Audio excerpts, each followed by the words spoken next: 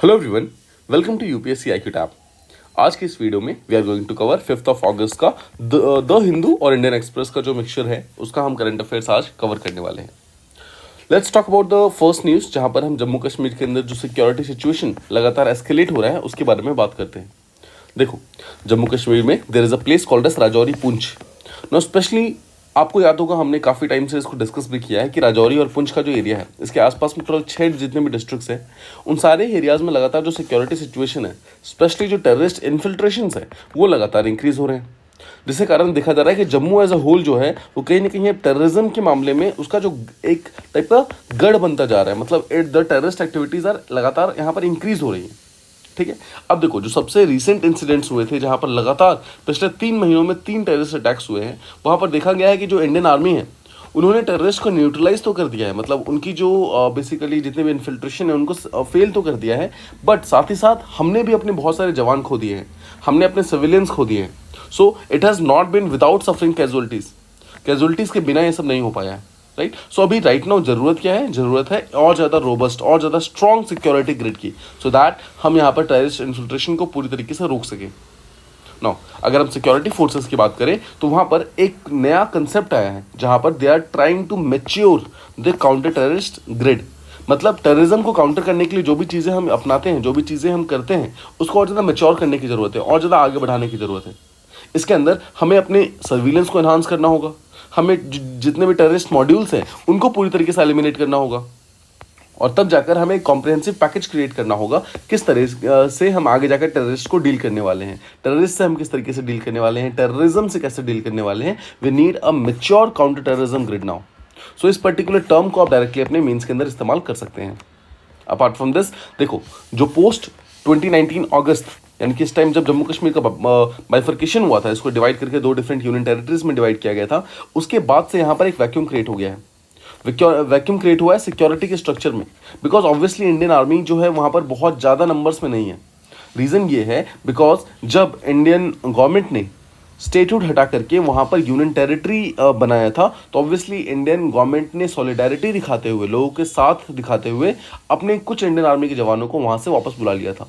उसके कारण वहाँ पर एक वैक्यूम क्रिएट हो गया था, और इसी वैक्यूम को जो टेररिस्ट है उसका फ़ायदा उठा रहे हैं और इस एरिया के अंदर घुसने की कोशिश कर रहे हैं, मेनली बिकॉज यहाँ पर मिलिट्री जोन कम है, ये लेस मिलिटराइज्ड है अभी। इसके कारण लगातार नंबर ऑफ टेररिस्ट एक्टिविटीज़ यहाँ पर इंक्रीज़ हो रही हैं। साथ ही साथ एक और जो टेंडेंसी देखी गई है वो ये है कि जो लोकल यूथ है, यानी कि जो कश्मीरी यूथ है, जो जम्मू के यूथ है, वो यहाँ पर बहुत सारे टेररिस्ट एक्टिविटीज़ में पाए गए हैं। तो ये एक बहुत ही वरिंग ट्रेंड है, बिकॉज देखो, एक तरफ हम पाकिस्तान ऑक्यूपाइड कश्मीर या फिर पाकिस्तान से तो हम डील कर लेंगे, but when it comes to our own people, जब हमें अपने खुद के लोगों से डील करने की बात आती है, we can not fire at our own people. Right, देखो, अब हमें यहाँ पर करना ये होगा कि जितने भी लोकल यूथ है, we first of all have to bring them back, इनको वापस लाना होगा मेन स्ट्रीम सोसाइटी के अंदर, सो दैट ये टेररिस्ट का साथ ना दे, जो लोकल पॉपुलेशन है वो टेररिस्ट का साथ ना दे, and only then will be able to deal with terrorism more comprehensively. Right, अगर हमें कॉम्प्रिहेंसिव काउंटर टेररिस्ट स्ट्रेटजी बनानी है, उसके अंदर सबसे पहला होगा लोकल यूथ और लोकल जो पॉपुलेशन है, इनको यहाँ पर टेररिज्म के चंगुल से बचाना। नाउ इस आर्टिकल के अंदर ये भी मेंशन्ड है कि जम्मू कश्मीर के अंदर आप जानते हैं सितंबर 2024, जो आने वाला सितंबर है, वहाँ पर एक इलेक्शन वहाँ पर शेड्यूल किया गया है।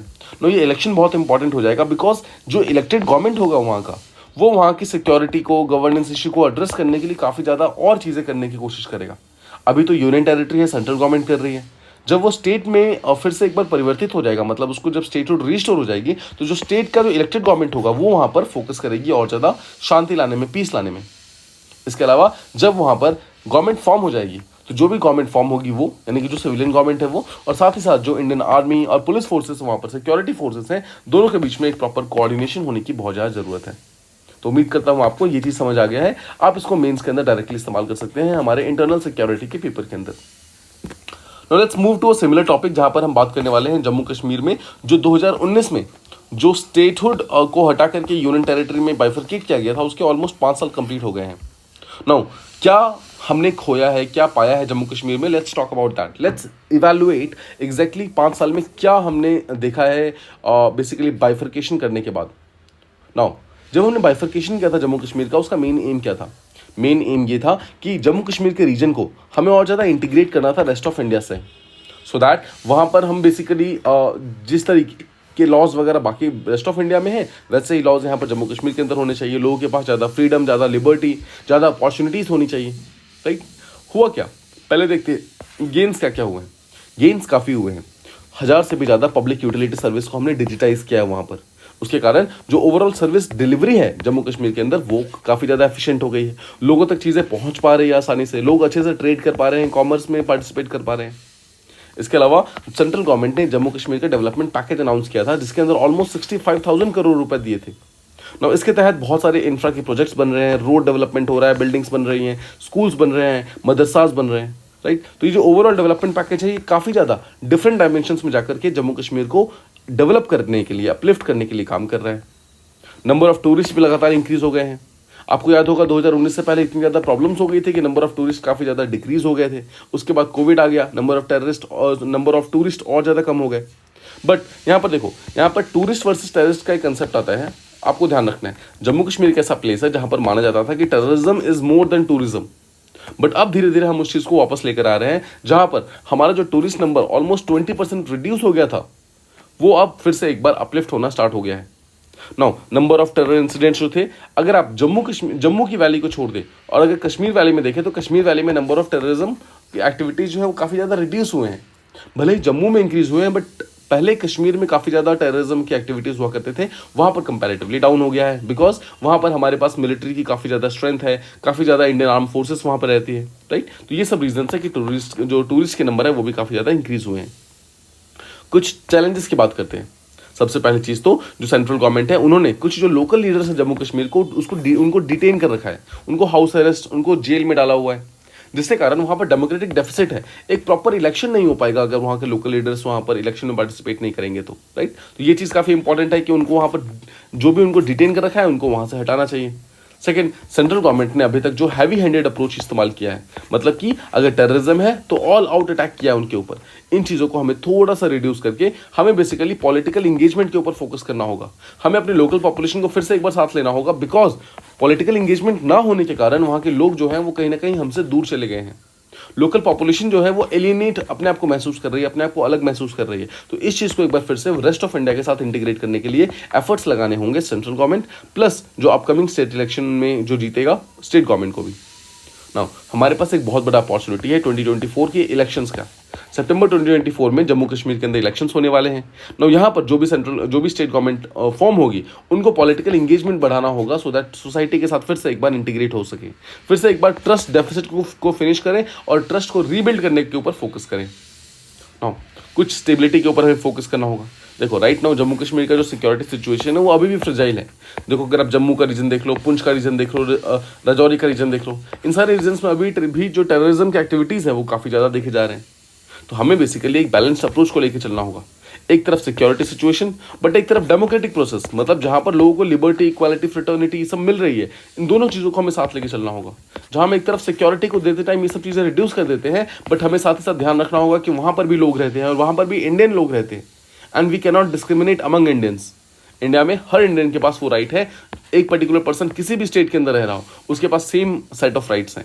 तो भले ही वो जम्मू कश्मीर में रह रहा हो या फिर केरला में रह रहा हो, he has the same set of rights. तो यहाँ पर हमें एक बैलेंस्ड अप्रोच लेने की ज़रूरत है, जो सिक्योरिटी है वहाँ उस रीजन की और जो डेमोक्रेटिक प्रोसेस है दोनों के बीच में। इसके अलावा पाकिस्तान और चाइना जो है ये दोनों मिलकर के एक अलग कॉम्प्लेक्सिटी प्रोवाइड करते हैं जम्मू कश्मीर को। बिकॉज अगर आप जम्मू कश्मीर को देखोगे, देखो this is what it look like, right.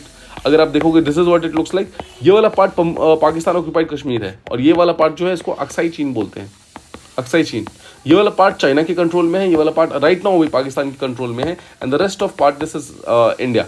India में भी देखो तो दिस पार्ट यहाँ पर जो है ये सियाचिन ग्लेशियर है, दिस इज अ माउंटेन। यहाँ पर देखो तो बहुत सारे काराकोरम रेंजेस हैं। मतलब टेक्निकली हमारे पास जो नंबर ऑफ प्लेसेस हैं जम्मू कश्मीर के अंदर, that is very very less right now.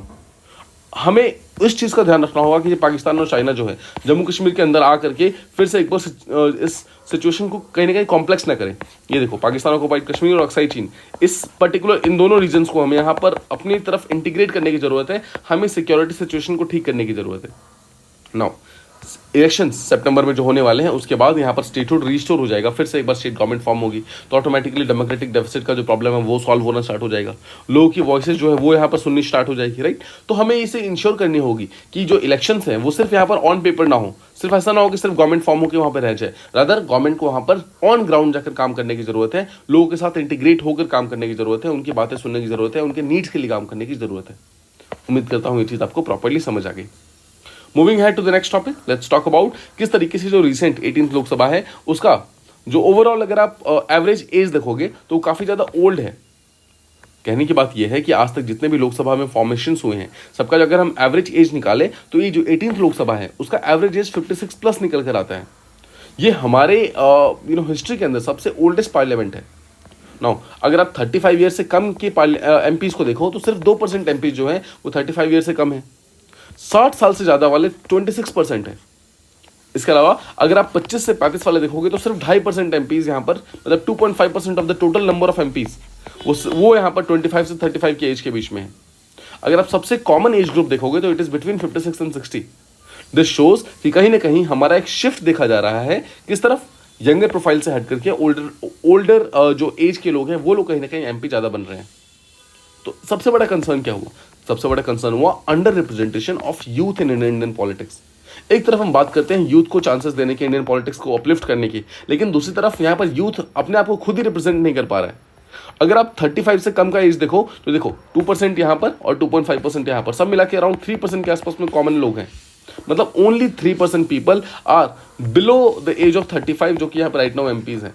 Out of 543 number of seats जो यहाँ पर इलेक्ट हुई हैं एमपीज की, उसमें से सिर्फ 3% के आसपास में नंबर ऑफ पीपल ऐसे हैं जो कि 25 से 35 के बीच में हैं। So that shows a very very disillusioning जो एक टाइप का फिगर बन गया है हमारे यहाँ पर, राइट। उम्मीद करता हूँ चीज़ आपको समझ आ रही है।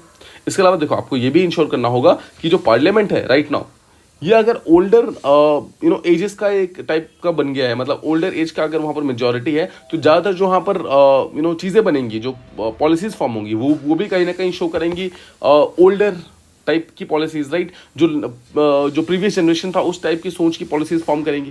रादर हमें यहाँ पर जरूरत यह है कि जो हमारा डेमोग्राफिक डिविडेंड है, आप जानते हैं डेमोग्राफिक डिविडेंड इंडिया की यूथ पॉपुलेशन की बात करते हैं, तो यूथ पॉपुलेशन अगर अभी राइट नाउ हमारी डेमोग्राफी में सबसे आगे है तो यूथ को यहाँ पर कंट्री को रन करना चाहिए, because youth has new ideas. उनको यहाँ पर आगे बढ़ना है, किस तरीके से कंट्री को आगे लेके चलना है as per the demands of this particular generation, as per the demand of this particular century, 21st century, उस तरीके से हमें इस पर्टिकुलर कंट्री को आगे लेके चलना है। सो यूथ को यहाँ पर आगे बढ़ना होगा, अपने आप को पॉलिटिक्स के लिए और ज़्यादा प्रिपेयर करना होगा, और ज़्यादा रेडी करना होगा। एंड आने वाले टाइम में वी कुड सी कि नंबर ऑफ जो यूथ है एमपीज एमएलएज वो नंबर जो है लगातार इंक्रीज होता जाएगा धीरे धीरे। And it should happen because representation of youth in politics is the one of the most important things. ठीक है, सो उम्मीद करता हूँ ये चीज़ आपको समझ आ गई। नाउ लेट्स टॉक अबाउट, आपको याद होगा हमने प्रीवियस जितने भी डिस्कशंस किए हैं उसके अंदर रिसेंट एक टॉपिक जो आया है वो है कि किस तरीके से ओबीसी एससी एसटी यहाँ पर सब कैटेगराइजेशन की बात की गई है। किसके द्वारा बात की गई है? सुप्रीम कोर्ट के जो चीफ जस्टिस है Chandrachud sir, DY Chandrachud sir, उनके द्वारा बात की गई है। सो यहाँ पर उन्होंने रिसेंटली एक सब्सटेंटिव इक्वालिटी का कंसेप्ट लेकर आए हैं, हम इसको थोड़ा समझते हैं।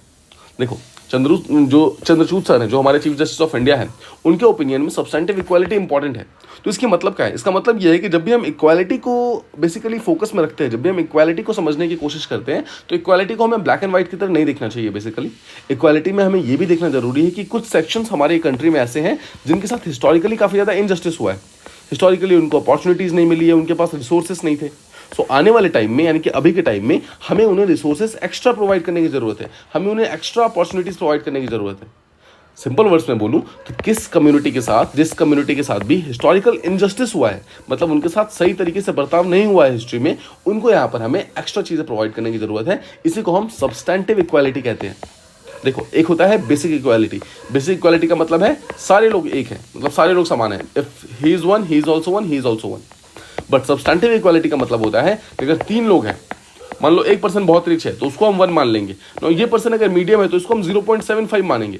बट अगर ये पर्सन ऐसा है जिसको हिस्टोरिकली बहुत ज़्यादा हरास किया गया है, इसको प्रॉपर अपॉर्चुनिटीज़ नहीं मिली है, तो लेट्स कंसिडर हम 0.25 और इसको जो रिसोर्सेज देंगे अब हम इसको 0.75 के बराबर देंगे सो दैट वो 1 तक पहुंच सके। इसको हम 0.25 तक देंगे और इसको हम कम रिसोर्सेज देंगे कंपैरेटिवली, इन दोनों की कंपैरेटिवली कम रिसोर्सेज देंगे।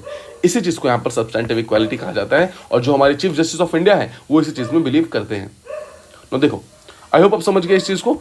हमें देखो, जो हमारा बेसिक फॉर्मल अप्रोच होता है उसमें क्या होता है, हम सबको सेम समझते हैं, सारे इंडिविजुअल सेम है, कोई हिस्टोरिकल फैक्टर कोई सोशल फैक्टर देखने की जरूरत नहीं है। बट जब हम सब्सटेंटिव इक्वालिटी देखते हैं तो वहाँ पर हम हिस्टोरिकल इंजस्टिस को भी देखते हैं, अलग अलग बैकग्राउंड्स को भी देखते हैं और तब हम समझ करके एक ऐसा लेवल ऑफ एक ऐसा प्लेइंग फील्ड तैयार करते हैं जिसमें सारे लोगों को इक्वल अपॉर्चुनिटीज मिल सके। रिजर्वेशन के ऊपर कुछ इंपॉर्टेंट हिस्टोरिकल पर्सपेक्टिव्स को समझते हैं। 1951 में मद्रास कोर्ट में बेसिकली चंपकम दोईराजन केस आया था। इसके बारे में आपने लक्ष्मीकांत में डेफिनेटली पढ़ा होगा। नो, इस पर्टिकुलर केस के अंदर रिजर्वेशन के अगेंस्ट बात की गई थी। बोला था कि रिजर्वेशन की जरूरत नहीं है। कहा था कि कॉन्स्टिट्यूशन के अंदर ऐसा कुछ भी चीज मेंशन नहीं है जहां पर हम रिजर्वेशन को प्रोवाइड करने की बात करें।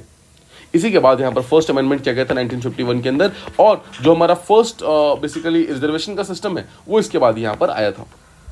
1992 में इंदिरा सोनी केस आता है जहां पर यह माना जाता है कि रिजर्वेशन ठीक है बट हमें साथ साथ अपने एडमिनिस्ट्रेशन में एफिशिएंसी मेंटेन करने की जरूरत भी है, इसलिए हम रिजर्वेशन 50% से ज़्यादा नहीं कर सकते।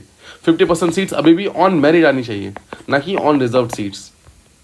अब जो हमारे चीफ जस्टिस ऑफ इंडिया है उनका ये मानना है कि ये बात बिल्कुल सही है कि मेरिट पे काम होना चाहिए, लेकिन बेसिकली मेरिट और हिस्टोरिकल इंजस्टिस को दोनों को साथ में हमें लेकर नहीं आना चाहिए। हमें हिस्टोरिकल इंजस्टिस को भी रिस्पेक्ट करनी चाहिए। हमें बेसिकली ऐसे लोग जो कि हिस्टोरिकली अपने आप को अपलिफ्ट नहीं कर पाए बिकॉज ऑफ उनको प्रॉपर सपोर्ट नहीं मिला, प्रॉपर रिसोर्सेस नहीं मिले, अभी वो टाइम है कि हम उनको अपलिफ्ट करें सो दैट आने वाले टाइम में जो हमारा इंडिया है वो बेसिकली एक सर्वगुण संपन्न कंट्री की तरह आगे बढ़े। Right, basically all the community should prosper यहाँ पर, ना कि सिर्फ एक कम्युनिटी आगे बढ़े बाकी सब कम्युनिटीज पीछे छूट जाए, ऐसा नहीं होना चाहिए। रादर सारी की सारी कम्युनिटी जिनके पास रिसोर्सेस नहीं है उनको रिसोर्सेस प्रोवाइड करो, ऐसा यहाँ पर चीफ जस्टिस का बोला गया है। उम्मीद करता हूँ ये चीज़ आपको प्रॉपर्ली समझ आ गई। Moving ahead, let's talk about non GM. GM का मतलब है genetically modified herbicide tolerant technology. यहाँ पर हम बात करने वाली है बेसिकली राइस और वीट को उगाने के लिए। आप जानते हैं राइस और वीट को भी जो हम करंट फार्मिंग प्रैक्टिसेस इस्तेमाल करते हैं वहाँ पर बहुत सारा एनवायरमेंटल पॉल्यूशन होता है। अभी हम क्या करते हैं, अगर हमें राइस उगाना हो तो हम पैडी फील्ड्स में जाते हैं, हम उसके अंदर बहुत सारा पानी डालते हैं, पडलिंग करते हैं। पडलिंग करने के बाद हम पूरे के पूरे फील्ड में पानी भरते हैं। उसके बाद हम क्या करते हैं, बहुत सारे लोगों को, लेबर को लेकर आते हैं, बहुत सारा पानी लेकर आते हैं और फिर हम एक एक करके उसमें धान उगाना स्टार्ट करते हैं। सिमिलरली अगर आप वीट की बात करें तो वीट में भी पहले ट्रांसप्लांटेशन किया जाता है, बहुत सारा प्लोइंग की जाती है, मतलब बार बार खेत को जोता जाता है। उसके बाद फाइनली करने के बाद वहाँ पर मल्टीपल राउंड्स करने के बाद प्लोइंग के, तब जाकर उसको जब सॉइल रेडी होती है तब हम उसमें वीट के प्लांट्स लगाते हैं। बट उसके कारण क्या होता है, सॉइल डिग्रेडेशन होता है। हम जानते हैं कि अगर हम ओवरऑल ऐसा मतलब करें तो उसके कारण मीथेन एमिशंस होते हैं। राइट, बिकॉज पैडी फील्ड्स होते हैं यानी कि राइस फील्ड्स होते हैं उसमें पानी स्टैंड हो जाता है, मतलब पानी रुक जाता है और रुके हुए पानी में हमेशा मीथेन निकलता है। ध्यान रखिएगा इस चीज़ का, ठीक है। तो राइस फील्ड से मीथेन निकलना, वीट की कल्टिवेशन के दौरान सॉइल का डिग्रेडेशन होना, तो जो हमारी ट्रेडिशनल प्रैक्टिसेस है वो उतनी ज़्यादा इफेक्टिव नहीं है। उसी चीज़ को सॉल्व करने के लिए हमारी IARI यानी कि इंडियन एग्रीकल्चर रिसर्च इंस्टीट्यूट नाम की एक बॉडी है, वो आती है। उन्होंने रिसेंटली पूसा बासमती 1979 और पूसा बासमती 1985 इन नेम्स की 2 राइस की वैरायटीज़ बनाई हैं और यहाँ पर हमने पानी को जमा करके उसके अंदर बेसिकली धान नहीं रोपा है, रादर हमने डायरेक्ट सीडिंग की है। डायरेक्ट सीडिंग क्या होता है, हमने बेसिकली क्या किया, एक नर्सरी में गया, नर्सरी मतलब जहाँ पर प्लांट्स रखे जाते हैं उसको नर्सरी बोलते हैं। राइट, वहाँ पर गए, वहाँ पर हमने छोटे छोटे डब्बों के अंदर बहुत सारे जो राइस एंड वीट के प्लांट्स हैं उसको हमने उगा लिया। तो जब वो एक पर्टिकुलर ग्रोथ के हो गए जहाँ पर उसको पानी की बहुत ज़्यादा ज़रूरत नहीं थी, तब हमने क्या किया, डायरेक्टली उस पर्टिकुलर डब्बे से निकाल करके हमने डायरेक्टली उसको खेतों में लगा दिया। सो इसे कहते हैं डायरेक्ट सीडिंग ऑफ राइस। तो जो DSR है, डायरेक्ट सीडिंग ऑफ राइस है, इसी को इस्तेमाल करके IARI ने यहाँ पर ये 2 वैरायटीज़ बनाई हैं। नाउ अगर हम इन 2 वैरायटी की बात करें तो एक चीज़ तो ये है कि पानी बहुत कम लेगा, इसके कारण मीथेन प्रोड्यूस नहीं होगा। साथ ही साथ एक बहुत बड़ा फायदा ये भी है कि अगर एक हम जो है एक हर्बिसाइड है बेसिकली, ठीक है, इमाजीथीपीर नाम का जो हर्बिसाइड है, ये पर्टिकुलर हर्बिसाइड के लिए टॉलरेंट है। मतलब ये हर्बिसाइड डालने पर भी ये पर्टिकुलर प्लांट को प्रॉब्लम नहीं होगी, सिर्फ और सिर्फ जो वीड्स हैं, जो पेस्ट आएंगे, जो कीड़े मकोड़े आएंगे, सिर्फ उनको प्रॉब्लम होगी। इससे क्या होगा, फार्मर्स जो हैं उस वीड्स को बहुत आसानी से बहुत इफेक्टिवली उसको कंट्रोल कर पाएंगे सिर्फ एक बार वो हर्बिसाइड डालने के बाद। सिमिलरली अगर आप वीट की बात करें तो वीट के साथ भी सेम ही है। आप पहले उसको नर्सरी में उगाइए, उसके बाद लाकर उसको प्लांट्स को मतलब बेसिकली सॉइल में डालिए। उससे क्या होगा, सल्फोसल्फ्रॉन और मेटोसल्फ्रॉन, ये दो आपने नाम सुने होंगे, काफ़ी इंपॉर्टेंट हर्बिसाइड्स हैं जो वीट को काफ़ी ज़्यादा प्रॉब्लम क्रिएट करते थे। बट अब बिकॉज हमारी जो वैरायटी है ये कहीं ना कहीं इन दोनों ही हर्बिसाइड के लिए टॉलरेंट हो गई है, रेजिस्टेंट हो गई है, उसके कारण अब सल्फोसल्फ्रॉन या फिर मेटोसल्फ्रॉन दोनों में ही कोई प्रॉब्लम नहीं होने वाली है। मतलब अगर हम ये या फिर ये दोनों में से कोई भी हर्बिसाइड वीट के प्लांट पे डालेंगे न्यू टेक्नोलॉजी के थ्रू, तो वीट के प्लांट को कोई भी नुकसान नहीं होगा। रादर सिर्फ और सिर्फ वो कीड़े मकोड़े जो वीट के प्लांट पे आएंगे सिर्फ उनको नुकसान होगा, राइट, सिर्फ वो वहाँ से भाग जाएंगे। तो यहाँ पर हमने एक चीज़ देखा, इसको भी हम डायरेक्टली उगा सकते हैं, इसको भी हमें लगातार पानी के अंदर खड़े करने की ज़रूरत नहीं है, राइट, बार बार हमें प्लोइंग करने की ज़रूरत नहीं है। उससे क्या होता है, लेबर बचता है, टाइम बचता है, ओवरऑल जो प्रोडक्शन है वो इंक्रीज होता है, राइट। अगर हम एनवायरमेंटल और इकोनॉमिक बेनिफिट्स की बात करें, अगर हमने राइस और वीट के लिए जो दोनों ही टेक्निक्स हमने डिस्कस किया, यानी कि एक तरफ हमने डायरेक्ट सीडलिंग की राइस की और एक तरफ हमने डायरेक्टली सो किया वीट को, तो इससे क्या होगा, पानी बचेगा, राइट, मीथेन एमिशंस रिड्यूस होंगे, लेबर कॉस्ट रिड्यूस होगा, ओवरऑल सीड्स फर्टिलाइजर के ऊपर जो पैसे लगते हैं वो रिड्यूस हो जाएंगे, राइट। तो ये सब फायदे हैं। कुछ यहाँ पर कहीं ना कहीं चैलेंजेस भी है। सबसे बड़ा चैलेंजेस ये है कि जो स्पेसिफिक हर्बिसाइड्स है जो उस प्लांट्स को इफेक्ट नहीं कर रहा है, हमें वो हर्बिसाइड्स के प्राइसेस लगातार इंक्रीज होते जाएंगे, राइट। वो हर्बिसाइड्स का जो अवेलेबिलिटी है वो कहीं ना कहीं कॉम्प्रोमाइज़ हो जाएगा। इसके अलावा फार्मर्स को ट्रेन करना पड़ेगा ऐसे सीड्स के लिए किस तरीके से उनको राइस और वीट को उगाना है अब, राइट। लॉन्ग टर्म इम्पैक्ट्स कहीं ना कहीं प्रॉब्लमेटिक कर सकता है, सॉइल हेल्थ को कहीं ना कहीं प्रॉब्लम क्रिएट कर सकता है, राइट। सो ये सब चीज़ें थी आज के डिस्कशन के अंदर। उम्मीद करता हूँ आपको प्रॉपर्ली समझ आ गया है। अगर आपको कहीं पर भी कोई भी डाउट है तो प्लीज़ उसे कमेंट बॉक्सेस में मेंशन कीजिए, मैं उसको जल्दी से जल्दी रिप्लाई करने की पूरी कोशिश करूँगा। अपार्ट फ्रॉम दैट, अगर आपको ये वीडियो पसंद आई हो तो प्लीज़ इस वीडियो को लाइक करें, अपने फ्रेंड्स एंड कलीग के साथ शेयर करें एंड चैनल को सब्सक्राइब करें। Thank you so much for listening.